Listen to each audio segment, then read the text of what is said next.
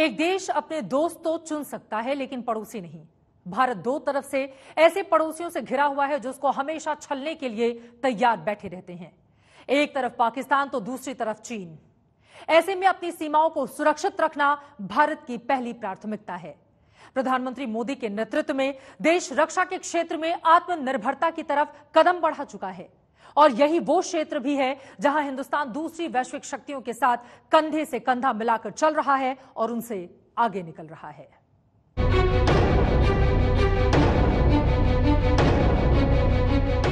सौगंध मुझे इस मिट्टी की, मैं देश नहीं मिटने दूंगा। मैं देश नहीं रुकने दूंगा। मैं देश नहीं झुकने दूंगा। मेरा वचन है भारत मां को, तेरा शीश झुकने नहीं दूंगा। जाग रहा है देश मेरा, हर भारतवासी जीतेगा। सौगंध मुझे इस मिट्टी की, मैं देश नहीं मिटने दूंगा।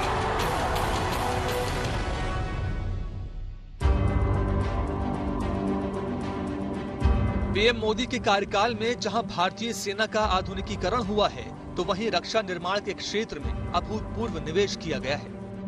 अंतर्राष्ट्रीय स्तर पर सुरक्षा के आधार पर देशों के साथ रिश्ते मजबूत हुए हैं, तो विश्व के सामने भारत की पहचान एक ऐसी वैश्विक शक्ति के रूप में हुई है, सुरक्षा जिसके लिए सबसे बड़ा और अहम मुद्दा है।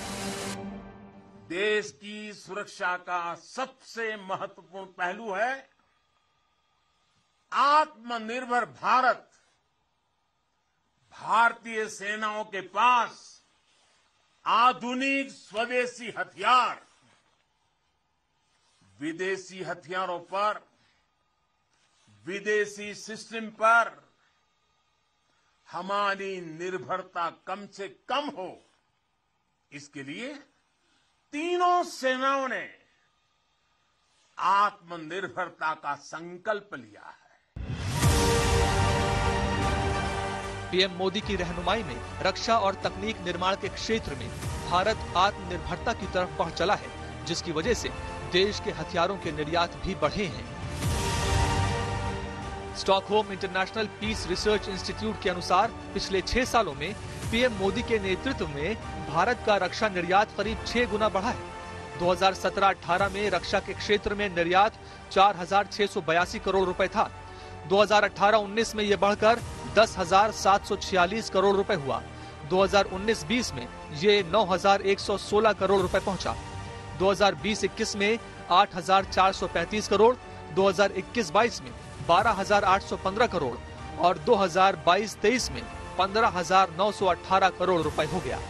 प्रतिशत के लिहाज से देखा जाए तो ये बढ़त 24% रही। भारत के रक्षा बजट को दुनिया के सुपर पावर्स के रक्षा बजट से तुलना करके देखेंगे तो पाएंगे कि भारत दुनिया में चौथे नंबर पर सबसे ज्यादा खर्च हथियारों पर करता है। अमेरिका का रक्षा बजट $750 बिलियन है, चीन का $237 बिलियन, सऊदी अरब का $67 बिलियन, भारत का $61 बिलियन है। 2010 में जो रक्षा बजट करीब 1,47,000 करोड़ रुपए था, वो 2023 आते आते प्रधानमंत्री मोदी के नेतृत्व में 5 लाख करोड़ को भी पार कर गया। ऐसे रक्षा उपकरण बनाए जा रहे हैं जो भारत अब बेच भी रहा है, वो विदेशों को भी दिए जा रहे हैं। मतलब जो अभी तक भारत खरीदता था चीजें, तो अब भारत ने दुनिया को बेचना भी शुरू किया है। ये एक बेहतर काम हुआ है। डीआरडीओ को जिस तरह से बहुत सारे सुविधाएं दी गई हैं, तो अनुसंधान क्षेत्र में मुझे लगता है ये बड़ी सफलता है। जहां तक सैनिकों की बात है, सैनिक हमारा हमेशा मजबूती से डटा रहा है और हमेशा जो है उसने आगे बढ़ करके दुश्मन का मुंह तोड़ जवाब दिया है। 2018 से 22 के बीच भारत हथियारों का सबसे बड़ा आयात करने वाला देश भी है। भारत ने पीएम मोदी की लीडरशिप में रूस से 45.1%, फ्रांस से 28.6%, अमेरिका से 11.1%, इजराइल से 7.7%, दक्षिण कोरिया से 2.8% और यूनाइटेड किंगडम से 2% हथियार आयात किए हैं। ये पीएम मोदी के कार्यकाल ने ही देखा कि जरूरत पड़ी तो देश हित में भारत ने रूस से S-400 डिफेंस सिस्टम तब खरीदा जब पूरी दुनिया यूक्रेन युद्ध में रूस के खिलाफ थी। एक वक्त था जब भारत रक्षा क्षेत्र की हर छोटी बड़ी जरूरतों के लिए दूसरे देशों का मोहताज था, लेकिन अब इस मोर्चे पर भारत की स्थिति धीरे धीरे बदल रही है। भारत कई हथियारों का देश में ही निर्माण कर रहा है। भारत धीरे धीरे रक्षा क्षेत्र में विदेशों से खरीद के मुकाबले घरेलू खरीद की हिस्सेदारी को बढ़ा रहा है। 2018-19 में घरेलू खरीद कुल खरीद का 54% था। यह आंकड़ा 2019 में बढ़कर 59% और 2020-21 में 64% हो गया। 2022-23 के लिए इसे 68% कर दिया गया। 2023-24 के लिए इसे 75% तक ले जाने का लक्ष्य रखा गया है। प्रधानमंत्री मोदी दुनिया के इकलौते ऐसे नेता हैं जो करीब करीब हर त्योहार देश के सैनिकों के साथ ही मनाते हैं और सैनिकों का मनोबल बढ़ाते हैं। मेरे लिए तो वर्षों वर्ष से मेरा परिवार आप ही सब है। मेरी दीपावली की मिठास आपके बीच बढ़ जाती है। मेरी दीपावली का प्रकाश आपके बीच है। शायद ही विश्व का दूसरा कोई नेता होगा जो अपने सैनिकों के साथ ऐसा कनेक्ट रखता होगा।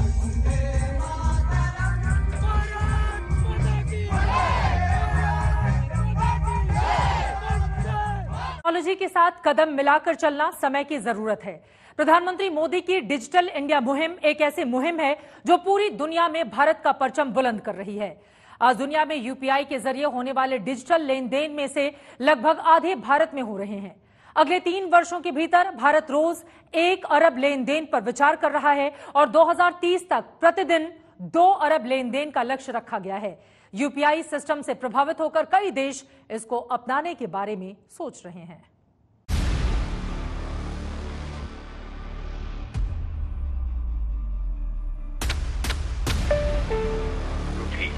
रिसीव्ड ऑन फोन पे देवियों सज्जनों, बहुत बहुत धन्यवाद आपका। आज भारत में banking service 24/7 any time anywhere लोगों की फिंगर टिप पर है। डायरेक्ट बेनिफिट ट्रांसफर गवर्नेंस का हिस्सा बन चुका है। भारत का यूपीआई हो या फिर दूसरे डिजिटल प्लेटफॉर्म्स, ये देश में बहुत बड़ा सोशल ट्रांसफॉर्मेशन लाए हैं। जर्मनी के मंत्री वोल्कर विसिंग ने जब भारत के बाजार में सब्जी खरीदने के लिए यूपीआई से पेमेंट किया तो भारत की डिजिटल क्रांति से वो जबरदस्त तरीके से प्रभावित हुए।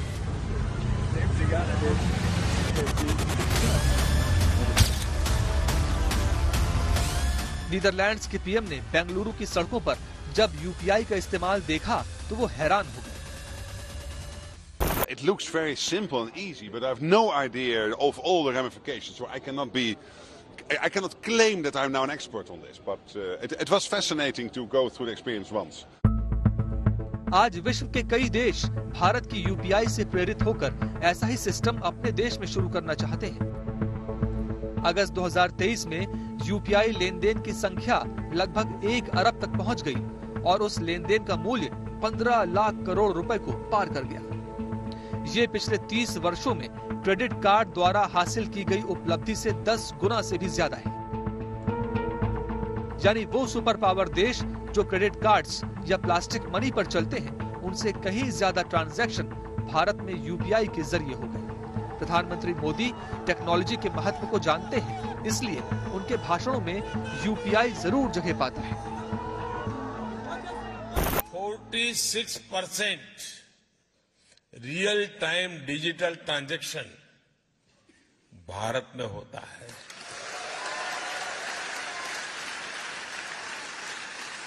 और मैं आपको भी चुनौती देता हूं कि अगली बार आप भारत में आए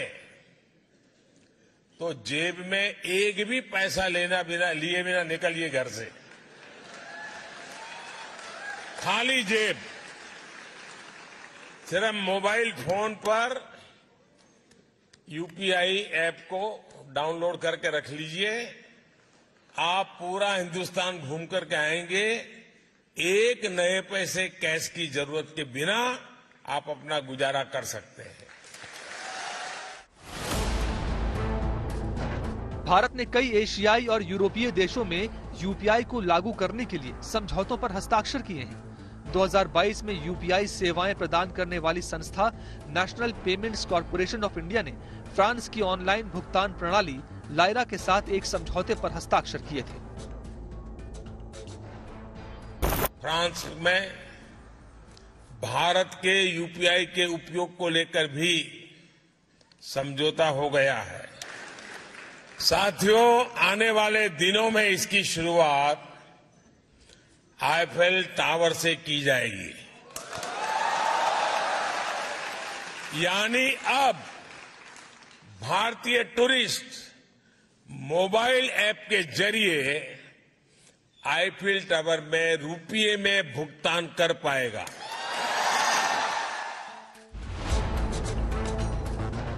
पीएम मोदी के विजन और पहल की बदौलत ही 2023 में यूपीआई और सिंगापुर के पे नाउ के बीच एक समझौता हुआ, जिससे दोनों देशों के लोगों को सीमा पार लेन देन करने की अनुमति मिल गई। यूएई, भूटान और नेपाल भी यूपीआई भुगतान प्रणाली को अपना चुके हैं। अमेरिका, यूरोप और पश्चिम एशिया में भी यूपीआई सेवाओं का विस्तार करने के लिए बातचीत की जा रही है।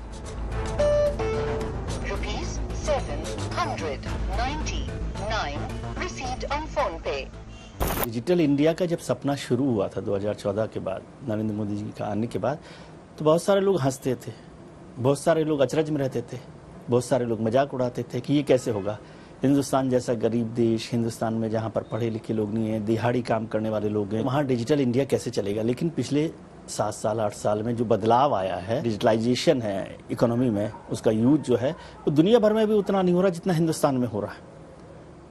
ये बहुत बड़ी बात है। और आज आप कहीं सब्जी लेने जाएं, दूध लेने जाएं, फल लेने जाएं, कोई भी काम, छोटे से छोटा काम कर रहे हैं, वो डिजिटल पेमेंट कर रहा है। ये शायद जो लोग चालू कर रहे थे उनको भी उम्मीद नहीं थी कि इतनी रफ्तार से हम काम करेंगे। तो इसमें प्राइम मिनिस्टर का, सरकार का तो है ही, लेकिन हिंदुस्तानियों ने जिस तरह से इसको एक्सेप्ट किया है वो भी काबिले तारीफ है।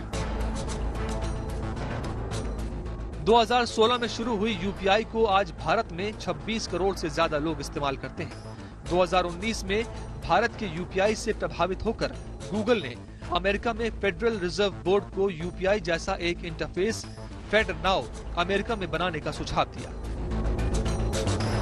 सिर्फ यूपीआई ही नहीं, बल्कि भारत का यूनिक आइडेंटिफिकेशन नंबर आधार भी पूरे विश्व में लोकप्रिय है। अफ्रीका और दक्षिण पूर्व एशिया के कई विकासशील देशों ने आधार को अपनाया है।